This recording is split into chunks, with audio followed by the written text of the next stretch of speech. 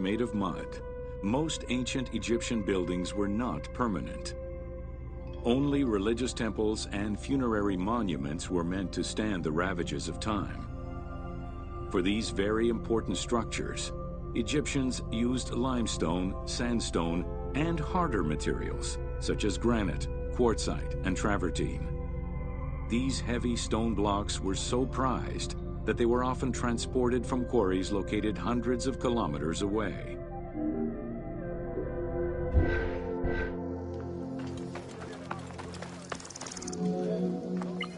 Limestone was common and easy to extract from quarries on the east bank of the Nile.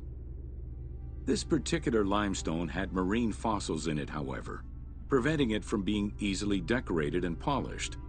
Used as the main building material, the structure would then be finished with a finer limestone that was polished smooth and decorated as needed. Limestone was used for the building of the first pyramids and for most of the religious buildings of the Old and Middle Kingdoms.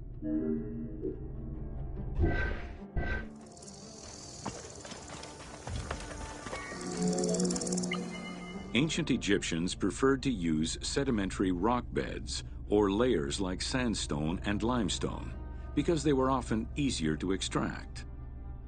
The common method used to extract stone was the open pit quarry. Stonecutters would find quality stone, shape, and dig it out on site. Open pit quarries enabled many workers to work simultaneously on many blocks, which allowed for better productivity.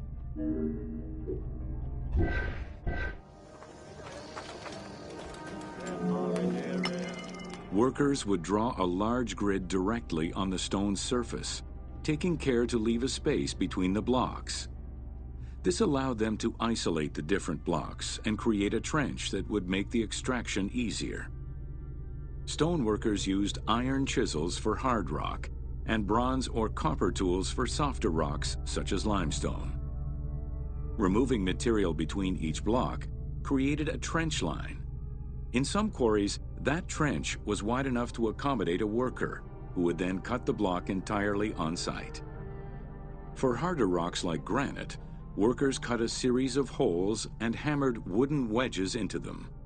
They then soaked the wood until it swelled and caused the rock to split.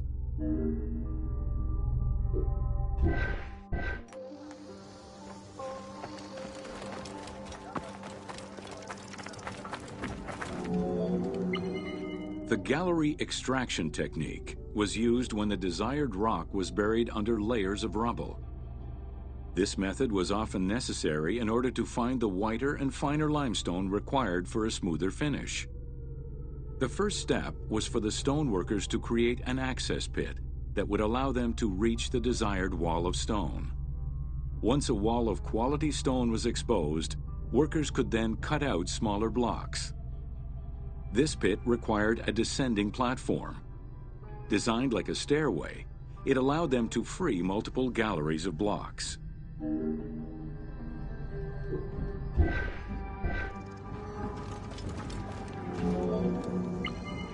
To cut the stone, they created a longitudinal kerf or slit, and then cut the rock at a 90-degree angle.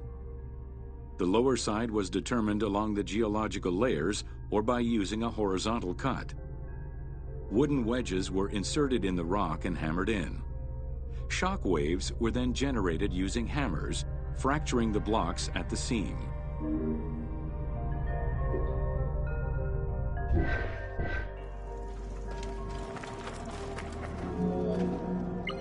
To maintain the stability of these mining pits over the course of quarrying, workers would leave support sections of unexcavated rock.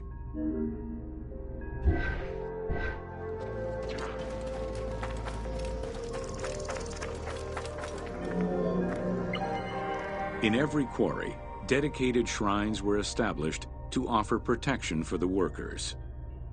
In particular, Serket, the scorpion goddess, was considered a very powerful deity among quarry workers. Every mine and quarry of ancient Egypt included a scorpion charmer who was said to use magical powers to ward off the dangerous insects and keep the workers safe.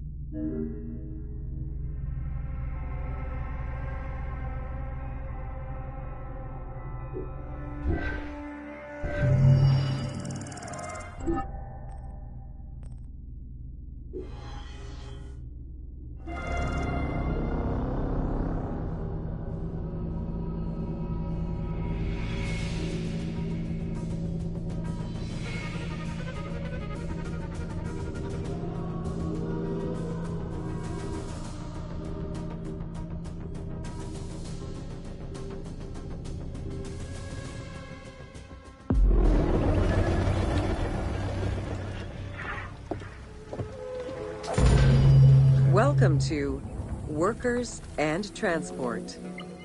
Whether workers were employed for the pyramid construction or at the quarries, the government supplied food and housing.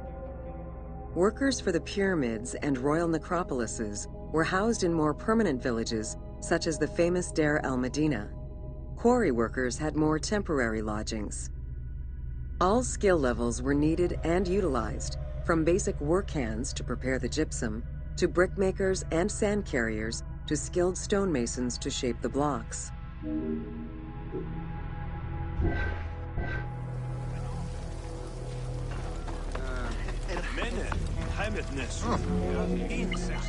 Skilled architects and engineers were employed year-round, while support labor were often farmers who worked on the quarries or construction during the Nile's flood season. The basic laborers were hard-working and versatile. Many may have been farmers who joined the construction during the off-season. Hieroglyphs found in the work villages listed assigned job titles.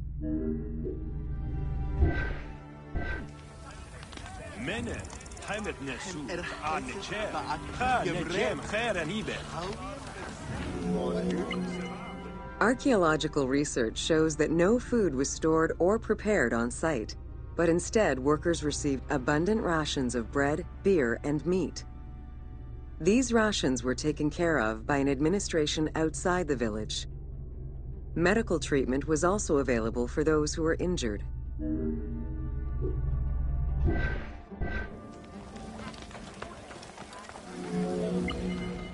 While some quarries were close to the Nile, others were located across the desert and required long expeditions. These expeditions were sanctioned by the state. They involved complex logistics and required many participants. Transporting a block by land meant that workers had to overcome the weight and friction of the load. To solve this, they first dug a track in the ground. This path was sometimes reinforced with rails upon which a sled, used to ferry the blocks, would be pulled.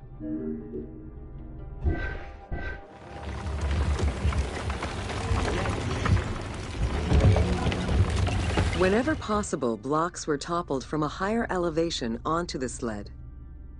Workers then poured water onto the clay at the front of the sled, creating a slick surface to more easily move the load. It wasn't until the New Kingdom that animals were used to tow the burden.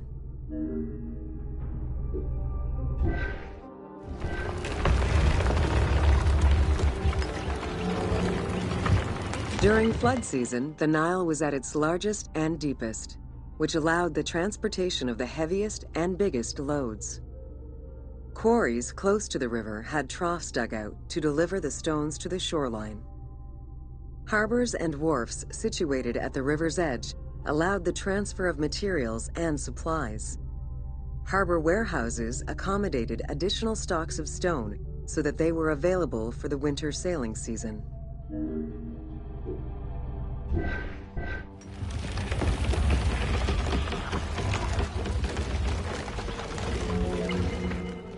The Uwadi el-Jarf papyri detail a limestone load intended for the Khufu pyramid that weighed in at 70 to 80 tons, or 30 blocks. One papyrus is a fragment from a foreman's notes taken while working on the Great Pyramid. It details the transportation of limestone blocks from the Tura quarries to the construction site of the pyramid. The other papyri are shipping logs containing archives of the sailors assigned to sail the Red Sea and the Nile.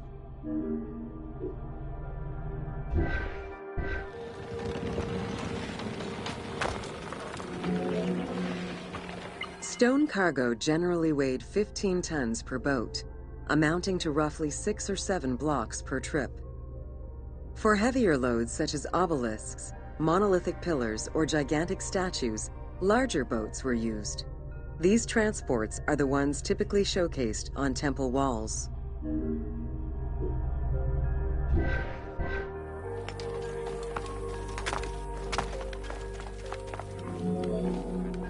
River transportation was the most efficient way to ferry stone blocks between the quarry and the construction site. Blocks were transported by flotillas of several types of boats. The most detailed illustration of transport by river is a relief of Queen Hatshepsut's barge with an accompanying flotilla.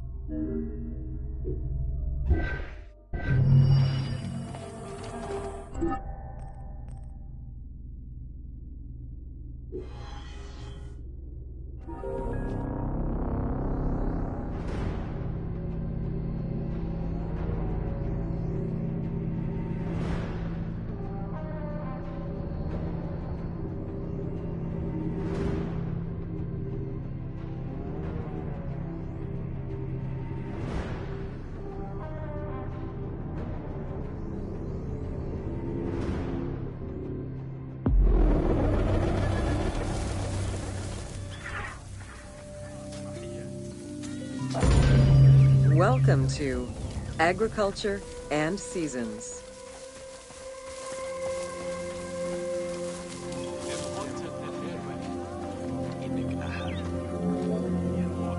While crops were cultivated in different oases around the desert, most of the arable lands were near the Nile.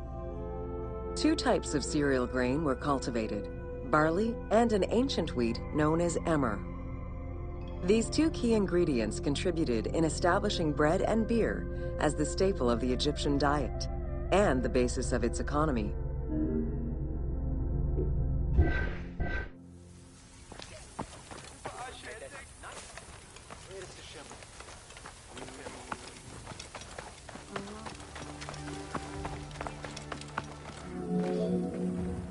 The Ptolemaic era created an agricultural revolution with the introduction of advanced agricultural techniques and new grain types such as rice, durum wheat, and pearl millet. The resulting agricultural mass production greatly increased the economy of ancient Egypt. It also prompted the development of storage and transportation, allowing long-distance trade with other regions.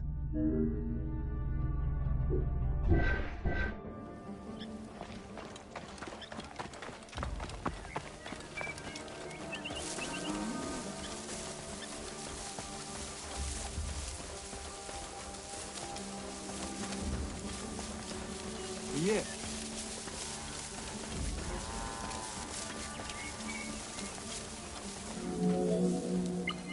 Both bread and beer rations were part of a system of barter payment. The state used those goods to pay wages for those who worked in the quarries and at the construction sites. Beer was so important to ancient Egyptians, they had a goddess of beer brewing, Tenenet. Tenenet is seen in many paintings and sculptures with beer, and women are depicted as the primary beer makers.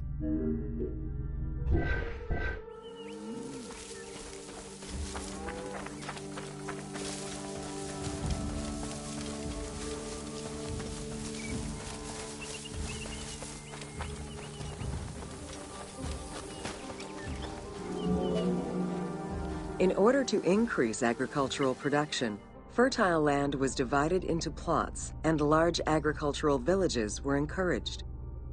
The state and temples were the biggest landowners. Depending on the region, fertile land was managed by civil servants or rented to individuals. Ancient Egyptians relied on rudimentary tools for land cultivation. Soil was broken down with hoes, and wing plows were used to make furrows.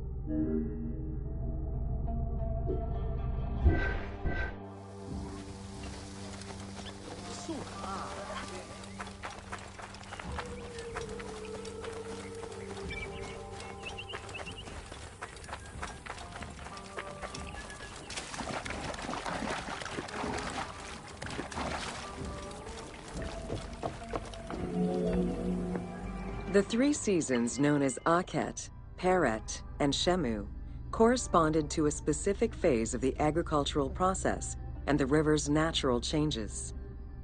Akhet was the time of the flood, beginning with the appearance of the star Sirius in July. Peret was the time when lands were cultivated, plowed, and sown. This fell between October and November. Shemu ran from May to September and was when harvesting and taxation began.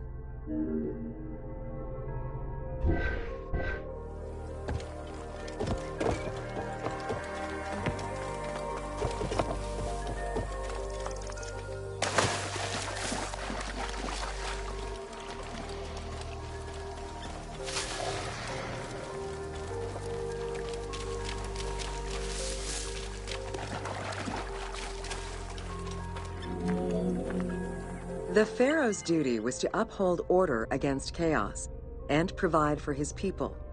Priests and local governors also wanted to appear as protectors of the people. However, any variation in the Nile's seasons could cause water shortages. This had devastating consequences on wheat and barley crops. The pharaoh, administrators, and priests knew they needed to demonstrate their ability to prevent such a catastrophe from happening. And so they invented the story, which would be inscribed upon the famine stela.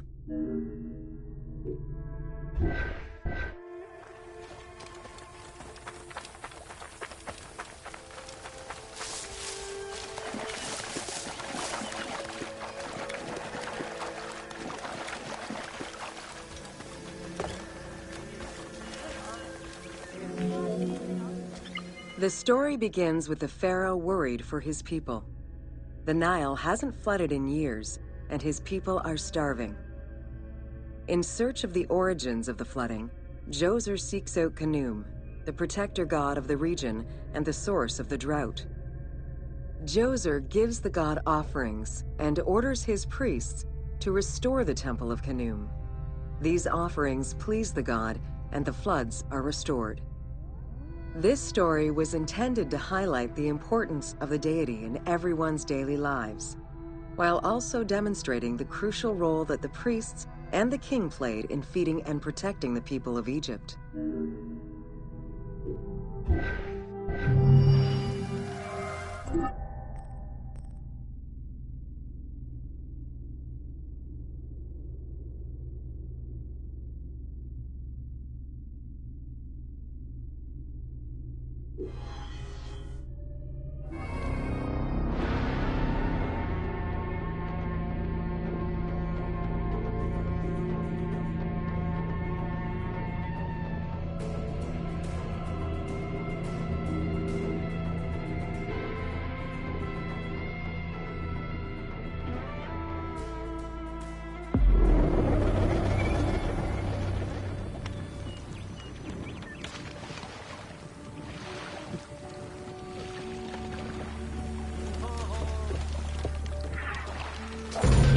Welcome to Ancient Egyptian Cultivation. The new grain types of the Ptolemaic period required a great deal of water. Farmers needed to ensure they had effective, consistent irrigation. The Nile's rising and receding waters naturally irrigated most of the crops.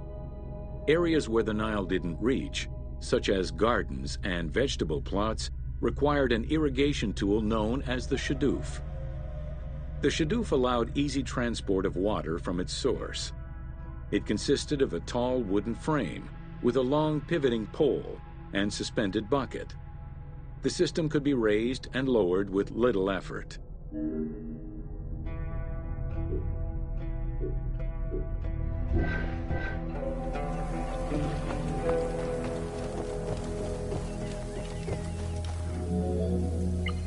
Later, a sakya, or water wheel, was invented. The sakya needed animals to turn the wheel, which rotated buckets through the water. It drew the water to an elevation of 3.5 meters and enabled a great deal of control over the irrigation process. This improvement supplied larger areas and thus resulted in larger harvests.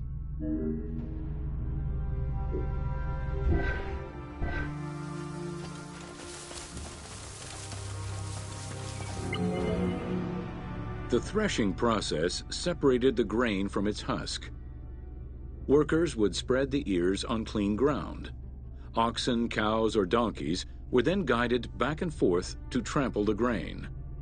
This continuous movement worked the grain loose while preventing the animals from eating it. Unwanted chaff and straw were swept away, or gathered and added to the mud used to make bricks, to make them stronger.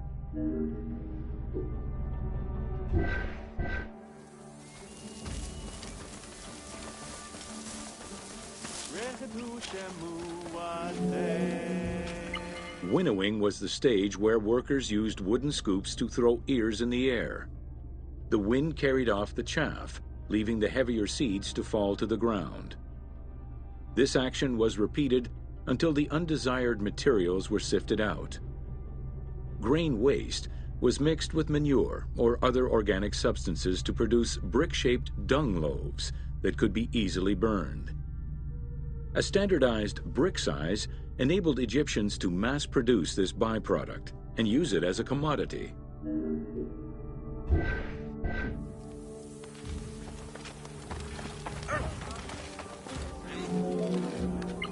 Transporting large amounts of grain required ships equipped to carry heavy loads. These goods were moved during the Nile's flooding season, when the river was deep enough for large ships. The transports stopped at checkpoints to accommodate customs and police controls, as well as for technical requirements and weather conditions.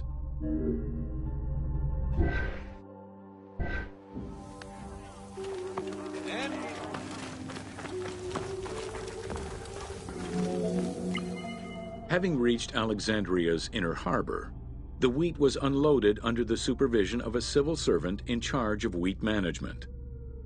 Portions were distributed to Alexandria's city market, and the remaining stockpile was either exported or stored in warehouses.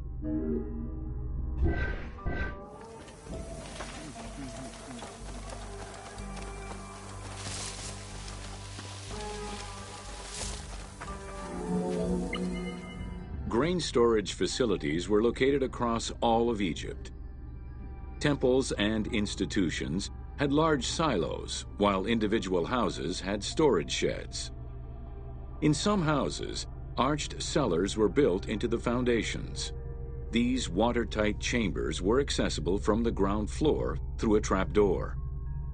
Royal granaries acted as the storehouse and distribution centers, and managed state payments to civil servants, soldiers, and the police. Though plastered on the inside, silos weren't completely sealed, and so remained susceptible to mice infestations.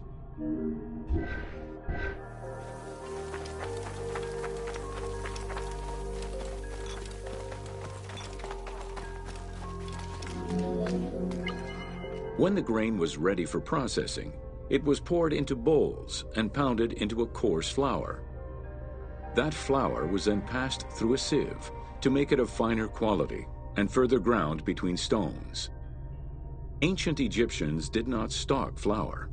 Instead, fresh grain was portioned out each time to produce flour as it was needed.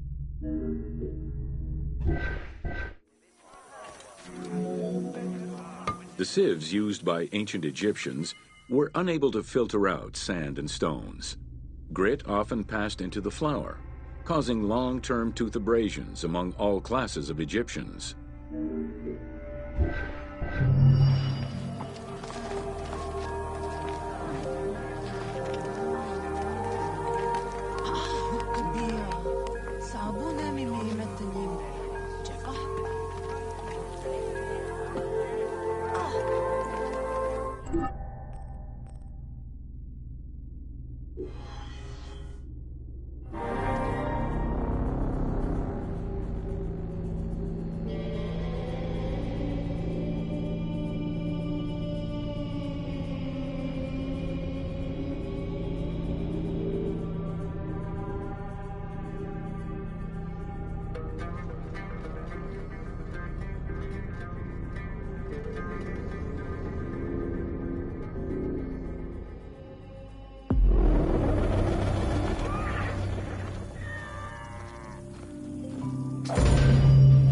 Welcome to Domesticated animals of ancient Egypt. Agriculture and domesticated livestock were introduced 6,000 years ago. Archaeologists have found traces of cattle, donkeys, pigs, and dogs. Dromedary are thought to have been introduced during the Persian invasion.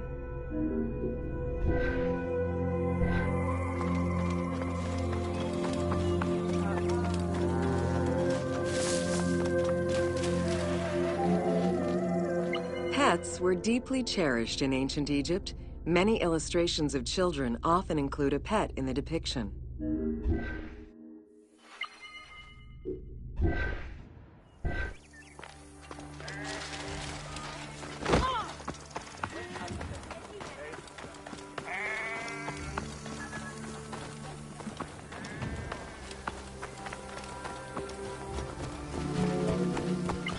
One of ancient Egypt's most iconic animals, the cat, wasn't adopted into their daily life until the Middle Kingdom. Since they were so highly capable of killing snakes and rodents, cats were present throughout every period. However, they only became pets sometime during the Middle Kingdom. Prince Thutmose, son of Amenhotep III, had his cat Ta-Mew laid to rest in its own sarcophagi.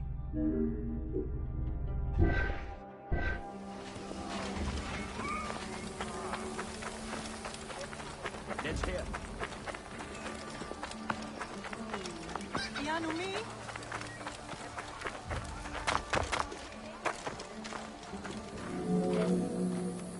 The earliest reference to dogs dates back to 5000 BCE.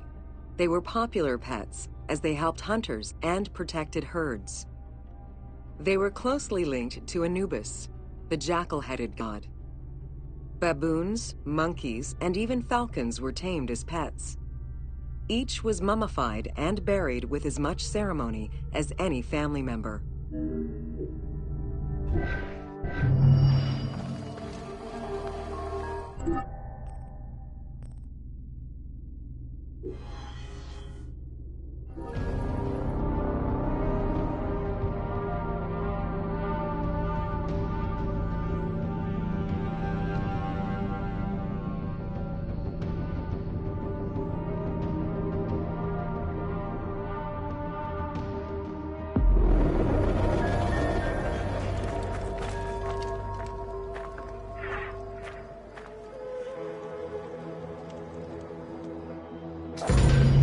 Welcome to Ancient Egyptian Medicine. Evidence of advanced medical procedures have been found on mummies, and ancient Egyptians left detailed medical writings from diagnosis to follow-up treatment.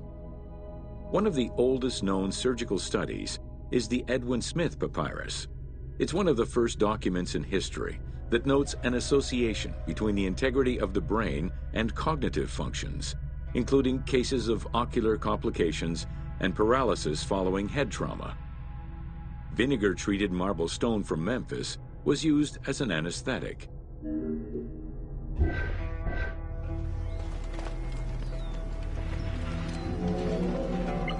Another similar document, the Ebers Medical Papyrus, is over 20 meters long and 30 centimeters wide.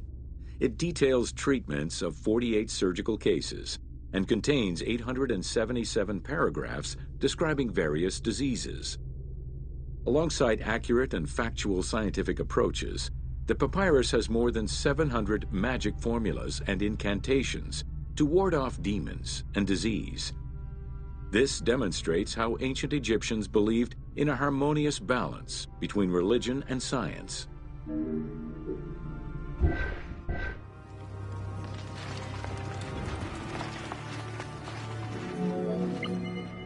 Remedies were considered as medicine and carried by doctors and priests. Village doctors often had another job alongside their medical duties and the preparation of medicines. A cure for blindness was made of fermented honey, ochre, and coal. The science behind it was that honey functioned as an antiseptic and antibacterial, while ochre would reduce the swelling. All of their knowledge did not always suffice. Ramses II died of an infection caused by an abscessed tooth.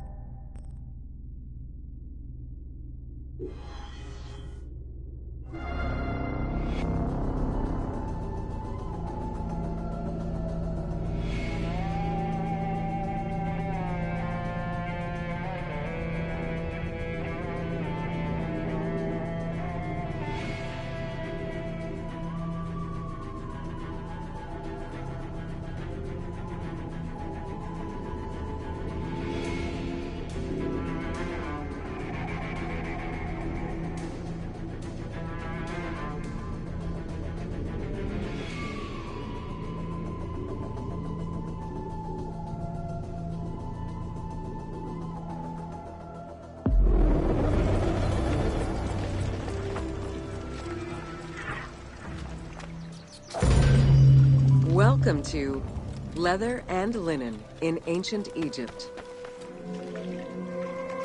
Tanning, a process which dates from prehistoric times, was present although not highly valued in Egypt due to the heat. Leather was reserved mainly for things such as sandals, leather bags, dagger sheaths, quivers, and other similar items. Leopard hides, unlike regular leather, were highly valued and usually worn by priests.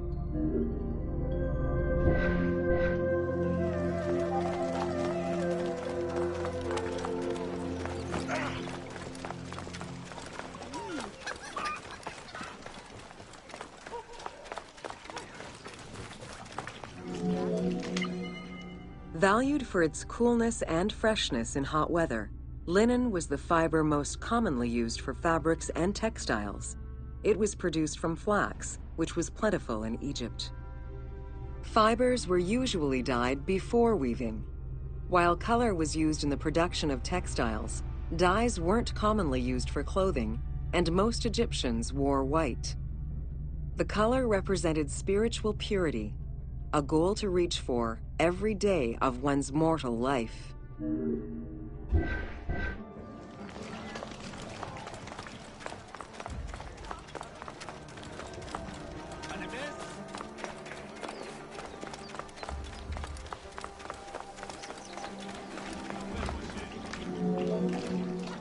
Various shades were achieved using woad, a dye produced from the leaves of Isotis tinctoria.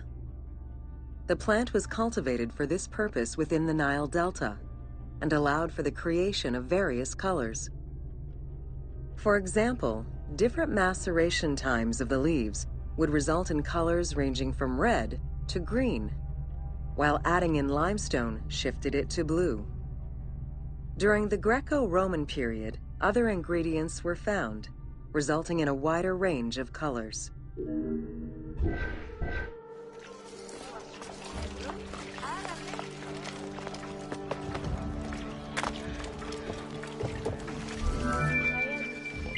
This area's style is strongly influenced by the dye baths and tanneries of modern-day Fes in Morocco. This helped Ubisoft envision what such locations might have been like in ancient Egypt. While this tannery is within the city walls, back then they were often found outside the city boundaries. The tanner's trade was considered off-putting by the Greeks, as all these operations resulted in noxious smells.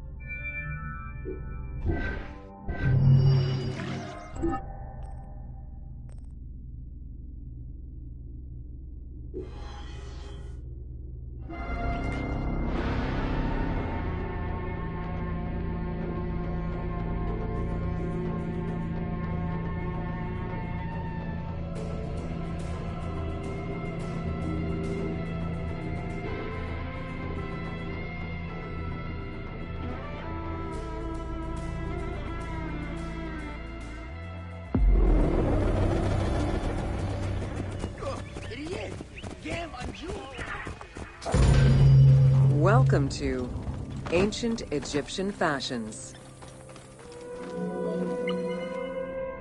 Learning what life was like for ancient Egyptians presents many differences, and yet also surprising similarities to how people might live today. Understanding the daily lives of regular citizens so many thousands of years ago is ultimately what connects us as human beings.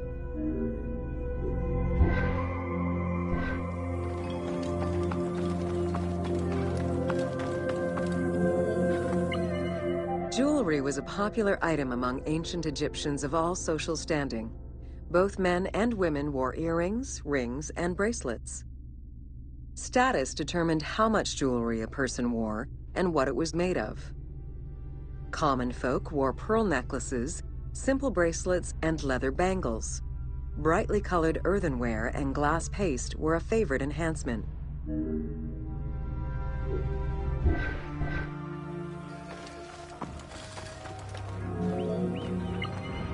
The jewelry of the elite was made from gold, silver, and other precious stones.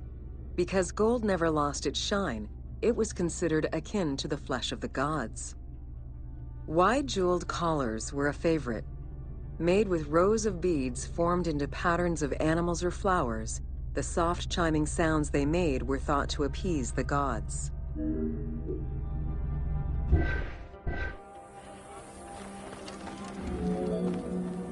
Though idealized, tomb paintings are a catalog of the changing fashions of ancient Egypt from the Old to the New Kingdom. Egyptians took appearance and cleanliness very seriously and were diligent about their fashion, hair, and jewelry as well as their grooming habits.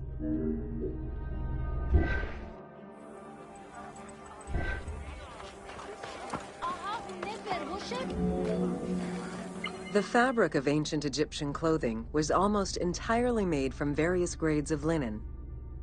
Linen was commonly white, draped over the body, and cinched at the waist, though some garments were sewn or tailored.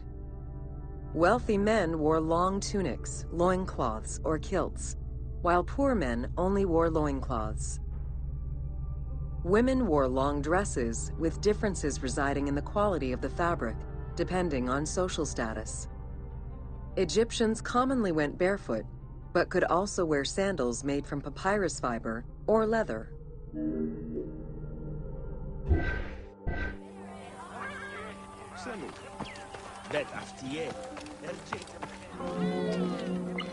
Cosmetics, including concoctions to prevent body odor and bad breath, were an integral part of everyday life for Egyptians. Used by both men and women, cosmetics were used as moisturizing ointments and sun protection as much as for beautification. Red ochre, a natural clay, was the most readily available cosmetic to tint lips and cheeks. Henna was used on nails and lips, and as hair coloring. It was also favored by richer women to decorate their palms and the soles of their feet.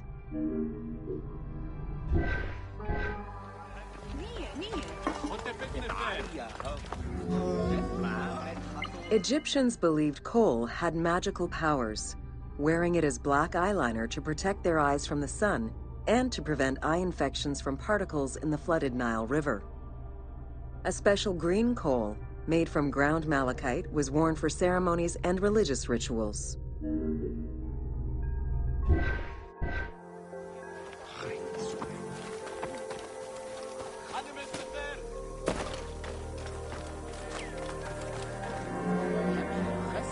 Women and teenage girls wore their hair long and often braided. Wealthier women included carved combs or hairpins. The length of men's hair rarely dropped past the shoulders. They were mostly clean-shaven during the dynastic period, a trend began by the elite and soon adopted by the general populace.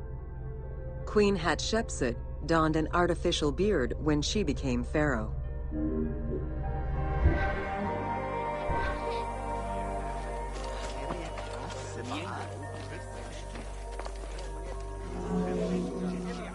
Wigs were very popular, used for special occasions or to conceal gray hair or baldness. They were fastened in place with beeswax. The most expensive wigs were made from human hair and reserved for royalty. Other wigs were composed of linen, wool, or animal hair.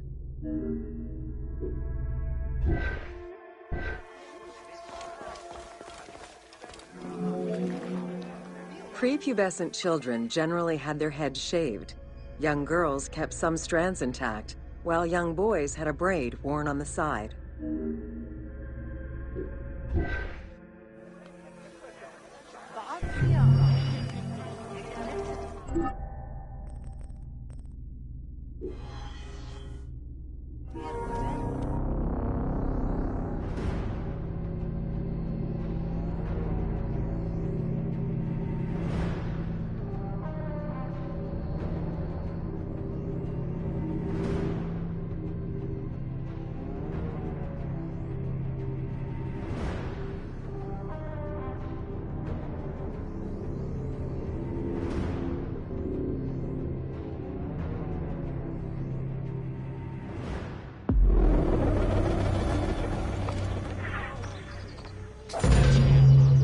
Welcome to Artisan. It was under the watchful eye of Ptah of Memphis, the god of craft and architecture, that ancient Egyptians developed the unique rendition of the world they lived in. However, it is vital to understand that their view of art, and those who created it, was likely very dissimilar to the modern concept of the word. Instead of artists, the creative culture had skilled and respected artisans. The most significant categories of specialties for crafters were drawing, painting, sculpture, and metalworking.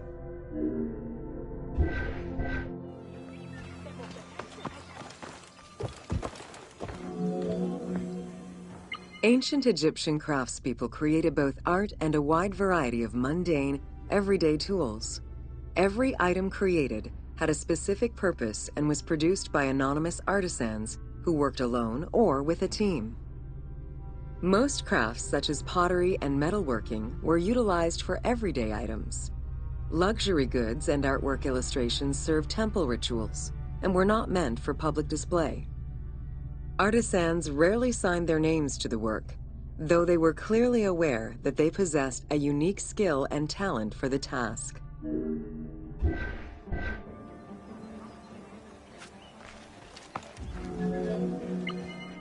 Art, in all its forms, has offered not only a practical insight into the way ancient Egyptians lived, but in how they viewed the world and their place in it.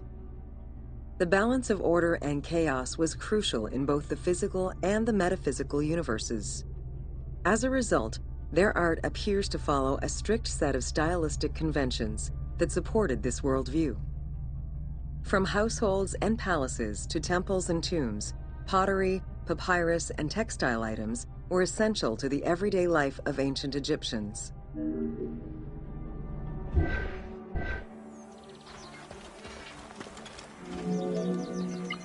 In ancient Egyptian culture, drawing was used as illustration, such as seen in the Book of the Dead. It was also the first step in the creation of a relief, painting, or statue. Two-dimensional representations were concerned with order and form, and were intended to honor gods and promote the transition of the soul to the afterlife.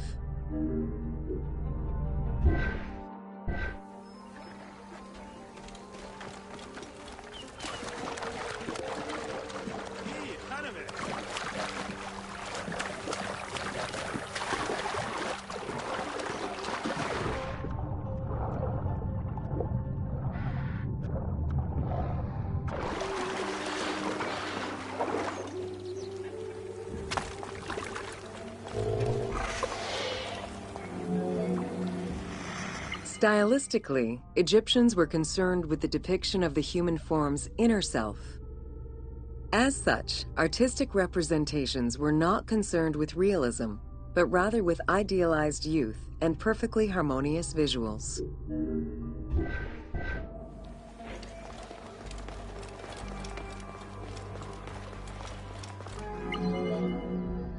An exception to this were scenes depicting hunting and battle, where the environment and enemies moved in lively, even chaotic ways. Animals and foes were depicted piled up, as if describing chaos, with Egyptians standing in solemn, disciplined poses, bringing order to the scene.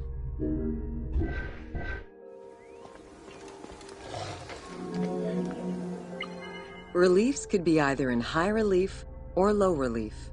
Either method required a surface suited to the desired technique.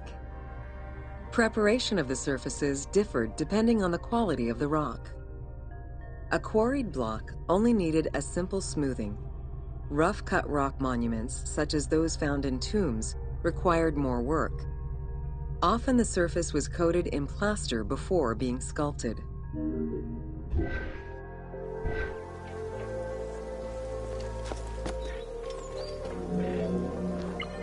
For reliefs, preliminary sketches were drawn in red, then framed with a red grid to position the elements of the scenes.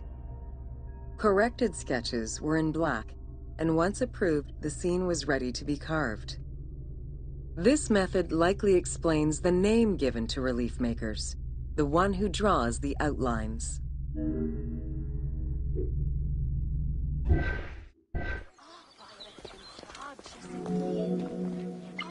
Statues were believed to be vessels for the souls of the deceased, or deities. That is why a sculptor was called the one who makes it live. This divine duty earned them the utmost respect. As with a relief, creation of a sculpture began with a drawing. Most statues were made of quarried blocks of stone, primarily limestone, though sometimes harder stones such as quartzite were also used.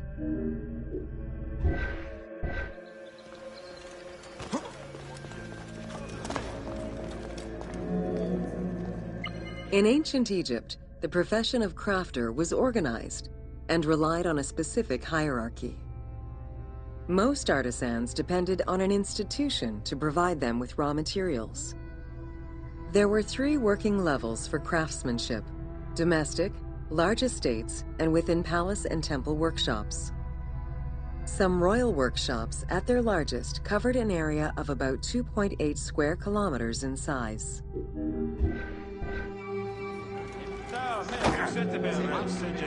At the domestic level, most Egyptians were craftspeople to a greater or lesser extent. The ability to repair tools was a daily necessity. Crafted everyday items could also be bartered for at the local market. Artisans with skills but lacking in resources worked at large estates, where the elite provided them with space to work and raw materials. The most skilled artisans were employed in royal or temple projects and benefited from a special status. They were provided with good workspaces and considered to be highly skilled.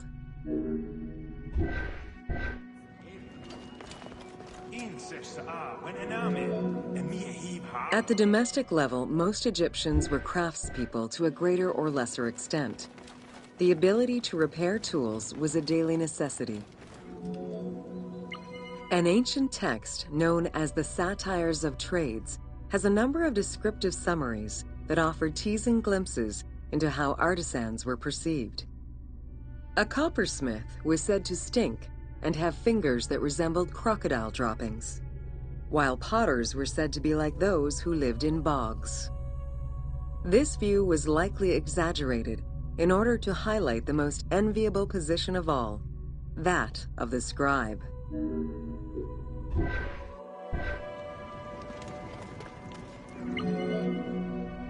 Located near the Valley of the Kings, Deir el-Medina was a settlement created by order of the king to honor the most skilled artisans.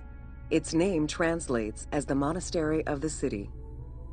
Allocated a house on the initiative of the king, these craftsfolk were regarded with respect and referred to as the royal artisans. Those who lived there worked on the tombs in the Valley of the Kings and its surrounding temples.